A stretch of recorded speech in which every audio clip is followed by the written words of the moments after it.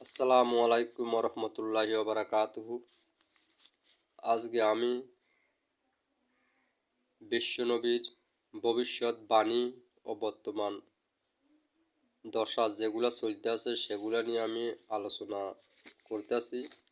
আমাদের নবী কারীম সাল্লাল্লাহু আলাইহি ওয়াসাল্লাম কি বলে গেছেন, আদি যুগের যে একটা হাদিসের কিতাব আছে সেই কিতাব থেকে আমি বর্ণনা করতেছি। নাম্বার 1, সর্বসাধকের টাকা পয়সা নেতাগণ আস্থা করিবে। নাম্বার 2, আমানতের মাল লুটের মালের মতন মনে করিবে। আমানতের মাল মানে আমি আপনার কাছে বা আমার কাছে যে কোনো একজনে টাকা আমানত রাখছে। এখন আমি সেই টাকাগুলোকে আমি খেয়ে ফেলছি বা ভাঙি ফেলছি। যখন পুনরায় ওই ব্যক্তি আমার কাছে আসে টাকা পয়সা যখন চাবে, তখন আমি ওনাকে কি বলবো যে তোমার টাকাগুলা হারিয়ে গেছে, না চোর লয়ে গেছে, না তোমার টাকাগুলা বা ডাকাতি নিয়ে গেছে, বা আমার থেকে টাকাগুলা হারিয়ে গেছে।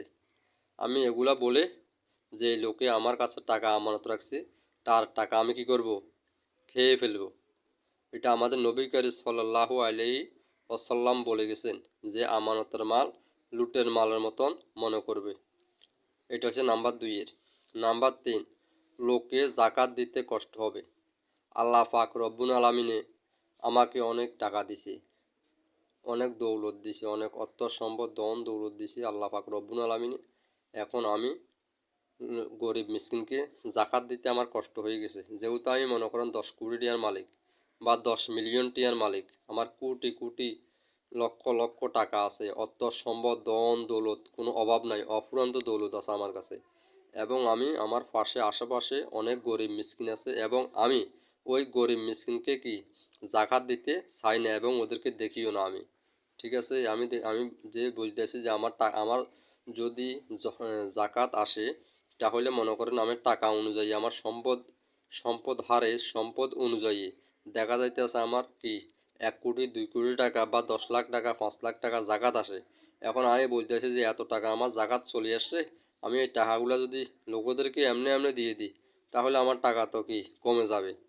আমি এই সিস্টেমে করি যাকাত দিতে আমার কষ্ট হয়, আমি যাকাত দিই না। ঠিক আছে, এমনি লাইন ধরায় মানুষকে 50 টাকা 100 টাকা 20 টাকা 10 টাকা করে সর্বনিম্ন 100 টাকার নোট 50 টাকার নোট বা 10 টাকার নোট 20 টাকার নোট এরকম করি টাকা 1 লক্ষ আনি, 1 লক্ষ টাকার বান্ডিল আনি,